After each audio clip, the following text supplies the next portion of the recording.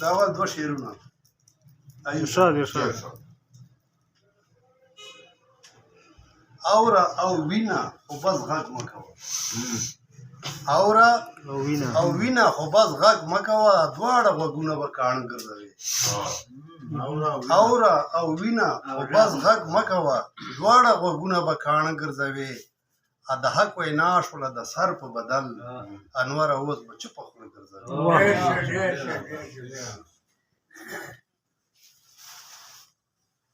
دا غزل چې شعرونه چې لمبې لمبې چمن لا د سپرلو څه ضرورت لمبې لمبې چمن لا د سپرلو څه ضرورت و بې ننګه پښتنو لا د پښتو څه ضرورت او جانانه دروغجنه هیڅ باور دې پاتې نه شو جانانه دروغجنه هیڅ باور دې پاتې نه شو پاللی دې چې نه شوې د وادو څه ضرورت جانانه دروغجنه هیڅ باور دې پاتې نه شو پاللی دې چې نه شوې د وادو څه ضرورت و او د وخت هر یو فرعون ته سرنګون وي لکه میمه د وخت هر یو فرعون لا سرنګون وي لکه میمه نو تندو د پاسه بس ګز ګز د شاملو څه ضرورت د وخت هر یو فرعون ته سرنګون وي لکه میمه نو تندو د پاسه ګز ګز د شاملو څه ضرورت و او چې شرم او حیا پکې ذره قدر هم نه و چې شرم او حیا پکې ذره قدر هم نه و ولس له بیا د دغسې ظلمو څه ضرورت چې شرم او حیا پکې ذره قدر هم نه و ولس له بیا د دغسې ظلمو څه ضرورت و او انوره د دې ښار هر یو سړی په خبر ګوډون دی انوره د دې ښار هر یو سړی په خبر ګوډون دی دې ښار له د رنجو او د شیشو څه ضرورت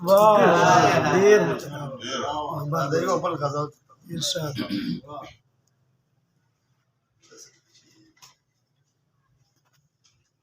نور څو شعرونه دي خو عنوان یې دا د پښتون پیغام د پښتون پیغام خود سره سر مې چاته ټیټ لکه د غر نه شولو خود سره سر مې چاته ټیټ لکه د غر نه شولو ګنې کوم غشی دی چې خښ مې په ځګر نه شولو خود سره سر مې چاته ټیټ لکه د غر نه شولو ګنې کوم غشی دی چې خښ مې په ځګر نه شولو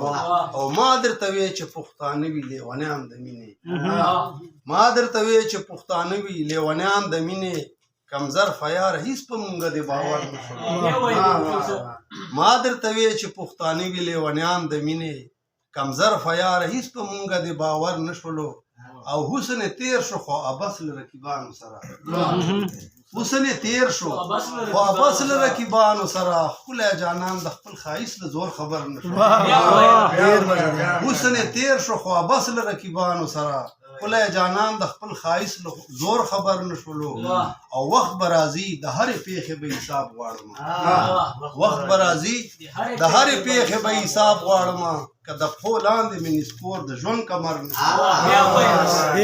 وخت به راځي د هرې پېښې به حساب غواړم که د پښو لاندې مې نسکور د ژوند کمر نه شولو او چا چې وهلی دی له موږ سره تندی انوره چا چې وهلی دی له موږ سره تندی انوره څوک دې راښایي چې هغه توکر توکر نه شولو ډېره ډېره